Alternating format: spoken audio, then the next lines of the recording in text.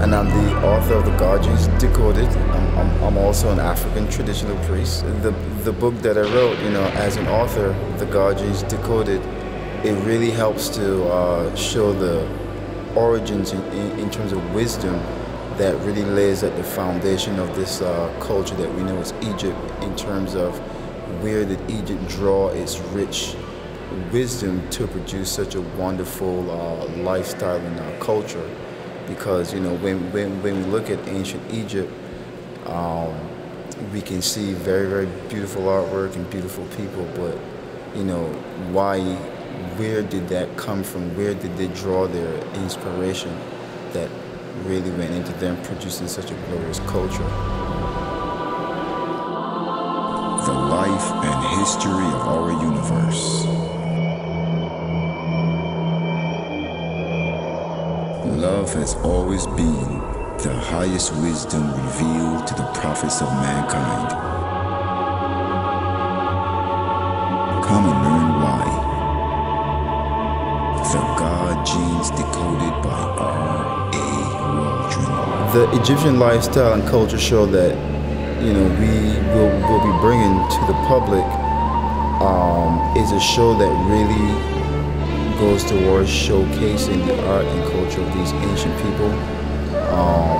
They were, when we look at Egypt, is one of the most studied cultures of the ancient world, and in many academic institutions around the world, they have a department dedicated to the study of Egyptology. And also most museums around the world that we know of, especially in the Western world and in Western nations that see themselves as being advanced and on the cutting edge, in the museums they want to have a section specifically to the ancient Egyptian art and culture. So there's a reason why this Egyptian lifestyle and culture is still so popular in the current timeline that we live in. A lot of times it's referred to as ancient Egypt. It's referred to as land of the pharaohs. It's referred to as land of the gods. It's definitely known as the land of culture. It's definitely known as, especially in the ancient world, the place where people wanted to go to get that higher education, to get that higher knowledge, as well as a place where people want to go to enjoy themselves. One of the things that we might not realize about ancient Egypt when they speak about its magic and its mystery, it was a major tourist destination back in the ancient world. Not just as people visiting ancient Egypt to go to school, learn from its priesthood, learn from its hallowed, exalted academic halls, but also to enjoy its beauty, to enjoy its culture, to enjoy its artwork.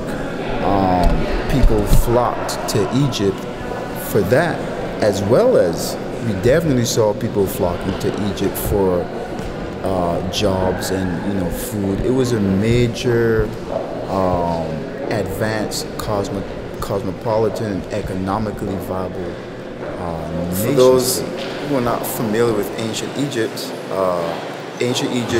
is located in North Africa, where the Nile eventually culminates into the Delta region.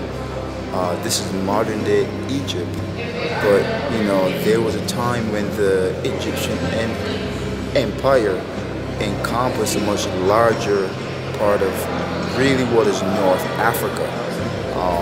It's called the Middle East, but the Middle East to where, or the Middle East from where, because it's a connected landmass, and at the very least, in the height of the ancient Egyptian empire, we saw that this ancient African empire, it had extended up past Israel. It had even at one point extended over towards Greece. The word Egypt is what people say the Greeks called that land and those people. And the word Egypt coming from the Greeks is really interesting because it was an Egyptian pharaoh, Semwerset, that actually founded Greece. And if we look at the origins of the word Egypt, which is, I guess you can say a fast way of saying Het-Ka-Ptah. Het-Ka-Ptah became Egypta or He-Ke-Ptah. Het-Ka-Ptah, He-Ke-Ptah, and then it became Egypt or Egypta. And this is we saying Egypt. This is us as modern people saying Egypt. The further east you get, the more Ptah you get out of that word. And the supposed last official Egyptian pharaonic kingship, they were called the Ptolemies. We said, a lot of people in the public say Ptolemies, but Egyptologists pretty much are clear that it's Ptolemys. So Ptah, as in Het-Ka-Ptah, as the name of ancient Egypt, shows that the Greeks also had a respect for the ancient Egyptian gods and goddesses.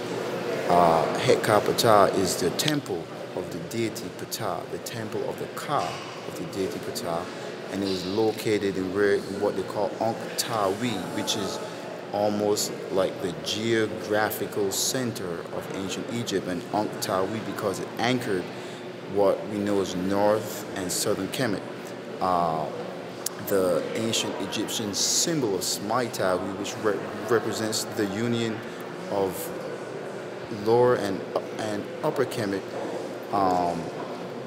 plays into the Egyptian mythology, which the Greeks were really fascinated by. What they were fascinated by actually is the history of these people, which when you study the history of these people, you are studying their relationship with their gods and goddesses, with their kings, with their queens, with their priesthood, with their general population, with their artisans, with their avatars of culture and their avatars of government.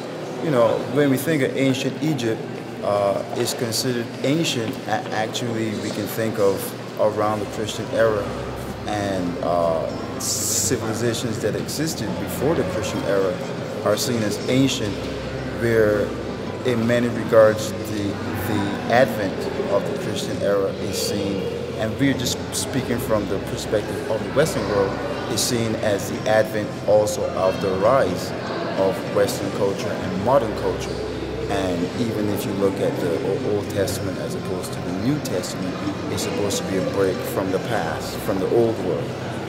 Ancient Egypt is considered ancient because, according to Egyptologists, it started around 3 to 4,000 BC, thereabouts.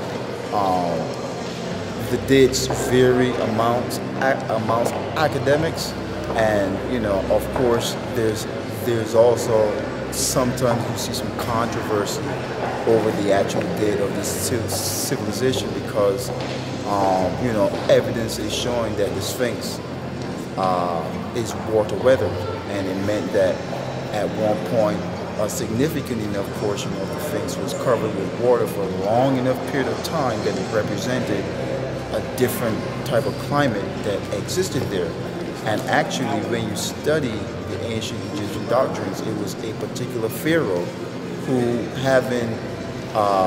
was resting in the desert, heard the deity hear Amaket, which is what the Sphinx is, meaning that Greeks and other cultures, they call it the Sphinx, and maybe that's a word that's close to the concept of a phoenix, where phoenix is derived from the word phoenix, because we are dealing with a solar culture, a solar wisdom, the speaking of the sun as the phoenix, and the Bennu bird is actually what was called.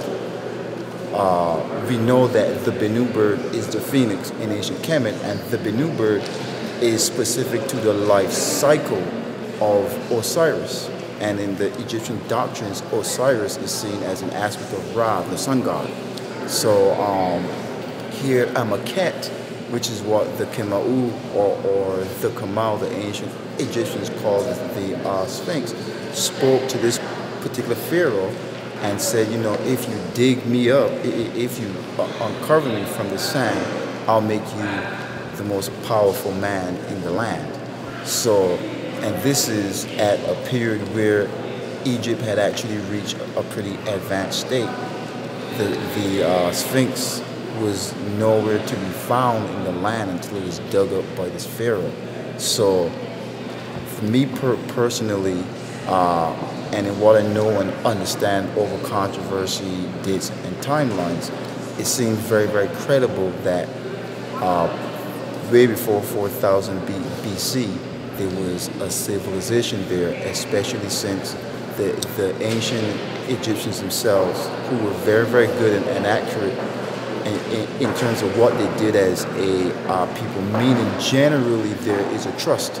When you study the ancient Egyptian records as them relating the experiences that they have had in life, whether it's with their gods and the goddesses or their ancestors, or the formulation and the progression of their nation state, whether there was internal turmoil, whether there was turmoil from the outside that had infiltrated, or whether there was turmoil from the inside that had, you know, reached a point where it was making it difficult for the people as a nation to unify and, you know, build and prosper and stuff like that.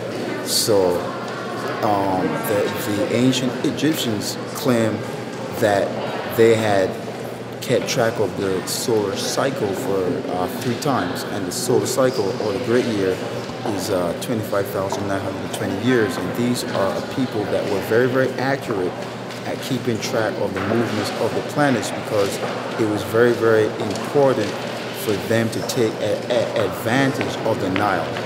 Meaning, you know, Egyptologists and people who really get into ancient Egypt know how important it was that they kept track of the star Sothis or Septet, because it correlated with the inundation of the Nile. And there were minor cycles as well as major cycles that affected climate on planet Earth that the ancient Egyptians were very, very aware of, meaning that in terms of the why, they kept track of the planets. And it's very, very important that, you know, in terms of understanding Egyptian lifestyle and culture, they didn't call them planets. They actually referred to them by names that represented different deities. So when you look at their constellational maps, and the Greeks are also very, very good at this. If you study Greek astrology, and, you know, we are very, very clear that the Greek civilization was founded by an Egyptian pharaoh named Senusret. So, you know, each culture, we can't even be certain that the names that they use are a difference from the ancient Egyptians, or the cultural conflicts that have brought a whole lot of the covering up of certain information that brings that confusion. So that also plays into the conflict of the timeline, where, you know, we have the advent of other nations like the Greeks, then to the Romans, and that coalescing with Constantine, and we had the formulation of Christianity. We also had around that time the formulation of Islam, and like the coalescing and formulation of Judaism, whereby in each one of these different religious camps, you can actually trace those religions right back to the practices of the dominant culture in the Middle East, which was ancient Egypt. And this is also why you have such a love and respect by the Greeks, by the most notable of Greek scholars like Plato and Socrates and Herodotus. They all held a very high esteem for ancient Kemet. They saw it as a mother-father nation to Greece, and they traveled there as like a Mecca. You know, let me go and see the origins, like the land of the people who established my culture, who laid a foundation for my nation. And you know, just to the point where you saw that the Egyptian schools had, tens of thousands of students. A lot of those students at, you know, later periods of the Egyptian Empire, a lot of those students came from other nations, even as far as Asia. People traveled very far distances to go and study in ancient Egypt, the same way we see in this contemporary time a person would travel to England to go to Oxford. A person would travel from Europe to go to Yale or Harvard. The educational system in ancient Egypt, it was popular enough to attract foreign students. The ancient Kemal, the ancient Egyptians, stated very clearly that they originated from the mountains of the moon where the Neter happy dwells. And that is the Congo regions of Central Africa, Lake Tanganyika, and some of these areas now have like Western names, but the Great Lakes regions feeds the Nile, and in this particular area of Africa, you find a large amount of people of the Bantu Congo and people who live in the bush and the forest, and they are short. But very, very thousands of years before the Christian era, maybe 1,000 years, maybe 1,300 years, and far beyond, they had very, very well established distinct kingdoms in the Congo, and our early ancestors also started to build as they follow the Nile. But in terms of human evolution, all evidence point to our ancestors as we know it to be, people who can speak, people who can stand up straight, people who have artwork, people who have very, very recognizable forms of culture originated in the central regions of Africa. And just about all the research in terms of finding our early ancestors like Lucy, which was, they're saying, I think at least 100,000 years or and I have to get it straight because some of these timelines are going back to when there were dinosaurs on the planet, and there's evidence that our early ancestors, had a sense of, family and community.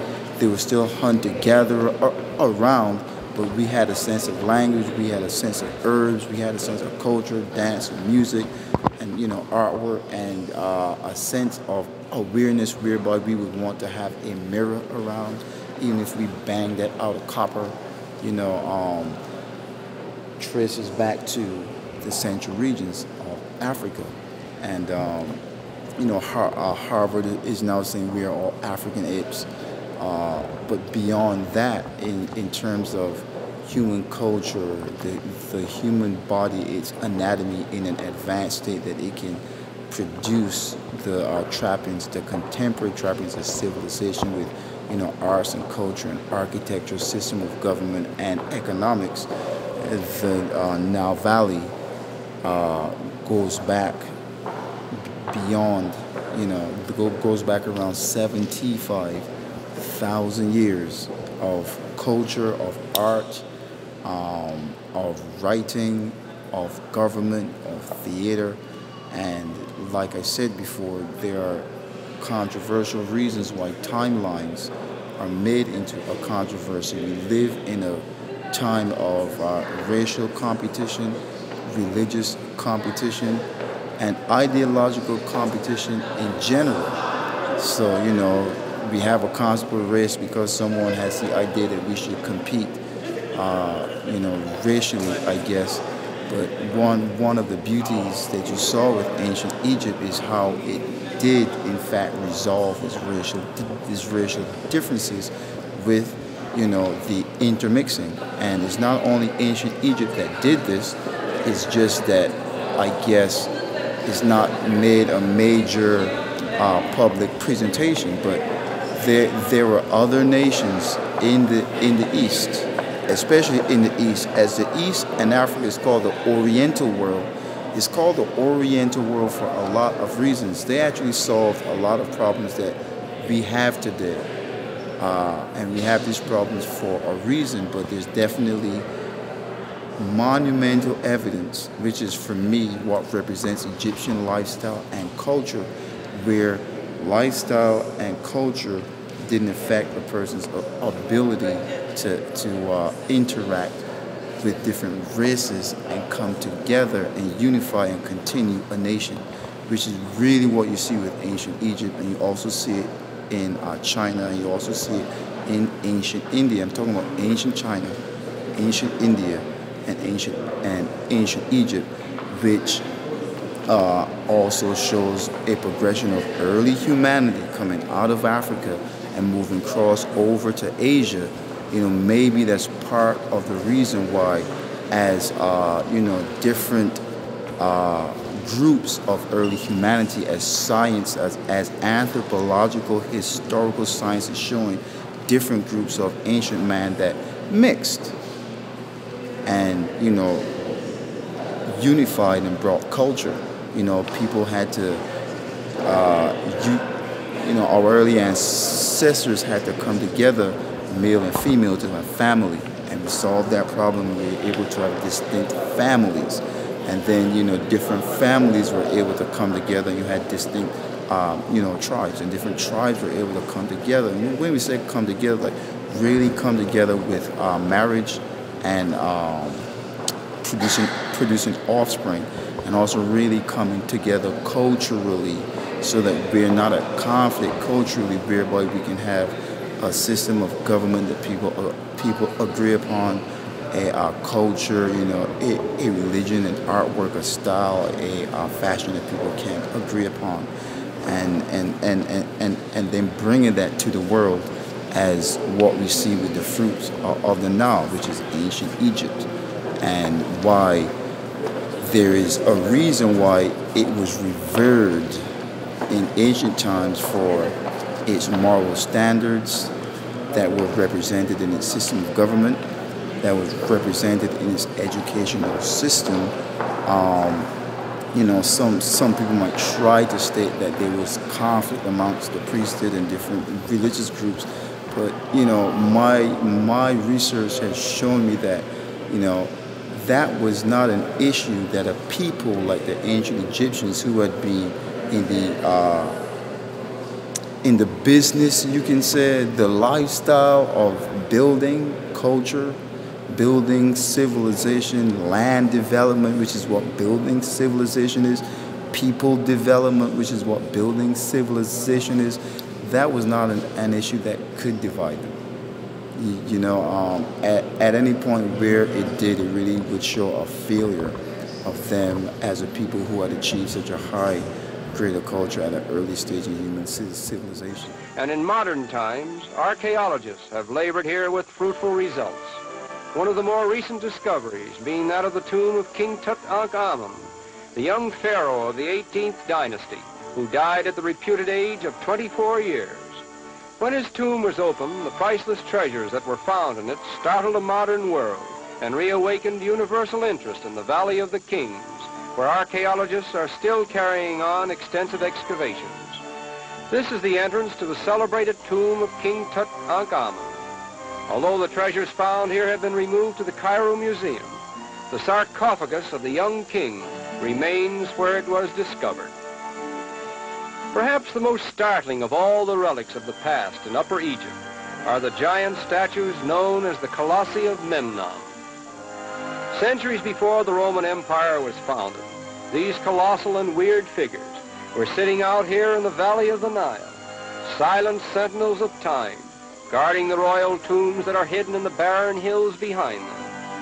So hierarchy, or respect for leadership, is probably one of the major pillars that allowed this nation to flourish with art and culture and be able to extend itself well beyond its borders, if not in, let's say, conquering a foreign land using force, but definitely by its very beauty and expression, people from foreign lands wanted to be Egyptian.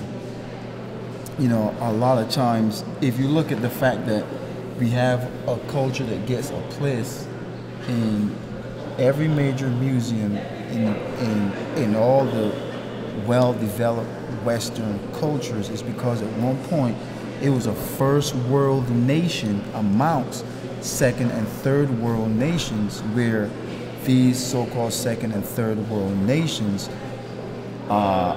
even members of the so-called upper class of that second or third world nation, sought to emigrate to ancient Egypt and live there and adopt its culture, adopt its practices, and adopt its ways, which is why ancient Egypt continues to live on in our hearts and minds with mystery. You know, we always see shows about ancient Egypt on the History Channel.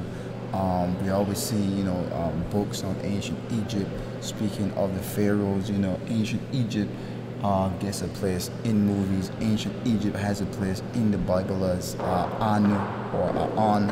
In the Bible, the city of On is the city of Anu. In ancient Egypt, the Western world's most famous Messiah or prophet, and even the Muslim world's most famous Messiah and prophet, all had a relationship with being educated in ancient Egypt for very, very simple reasons. Ancient Egypt was seen as the land of light, the land of love, the land of enlightenment, the land where light and love had manifested in the hearts and minds of the people in general, of the nation state, specifically from its leaders on down. So to have your holy man, which is, you know, a holy man is supposed to represent the highest of intellectual achievement and the highest of moralistic behavior or virtues in expression thereof. So being educated in Egypt was known to instill that within you, as the people of ancient Egypt, and also Kush, Ethiopia, were known to other nations as being very, very moral and intelligent people.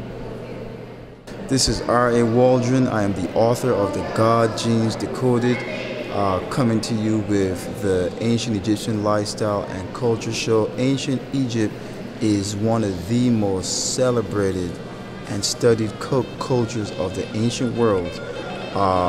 Its mysteries are still seen as the origins of magic, the origin of mystery, the origins of upper cultural lifestyle, and you know, we will be bringing you some really, really fascinating information on this great and mighty land. Thank you very much.